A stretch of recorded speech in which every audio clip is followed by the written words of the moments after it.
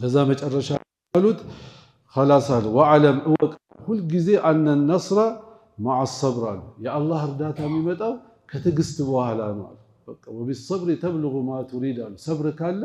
ያሰብከው ቦታ መድረስ አይቀር ولكن ሰብር ይፈልጋል ማለት አሁን ጾም እኮ ሰብር ነው አይደል እንዴ ጧት ጀምረህ እስከ ማታ ጠብቀህ ከዛ መግሪብ ታፈጥራለህ خلاص للصائم فرحتان ሁሉ ነገር ምን ይፈልጋል የአላህ እርዳታን ከፈለክ ከትዕግስት ጋር ነው የምታገኘው كذلك وان الفرج مع الكرب ከጭንቀት በኋላ ነው ፈረጃ የሚመጣው ስለዚህ ጭንቀት አይቀርም ማለት ነው አላህ ጭንቁን ያንሳል ولكن ያ ጭንቀት አላህ አንተን የመጣት ያለ መውደድ የምምልክት አይደለም አላህ ከጀርባው የሆነ ፈረጃ አላህ የሚያስከትለው ነገር አለ ስለዚህ በአላህ ላይ ተስፋ ማድረግ አለብህ وان مع العسر يسرا በጣም ነገሮች ከጠበቡ በኋላ ደግሞ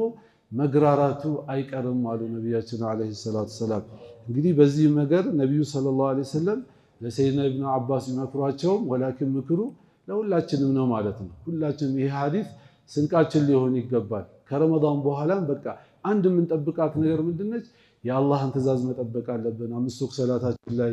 ቀጥለብን በእያንዳንዱ በምንችለው አቅም አላህ ያለ መቅረብ በአላህ ትእዛዝ አላህ Subhanahu Wa Ta'ala እኛን ይረዳናል ማለት ነው ለዚህ ይላሉ ዑለማ መሻይኽ ዳዕዋ ምን አሉ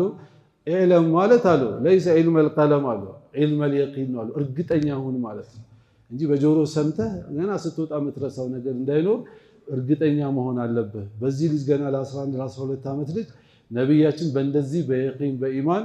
ኮትኩተው አሳደጓቸው ፈካደ ማካን እንግዲህ እስከመጨረሻቸው ሰይድና ኢብኑ አባስ ያንን የነብዩ ምክር ይዘው ሄዱ ስለዚህ እኛ የሳቸው ምክር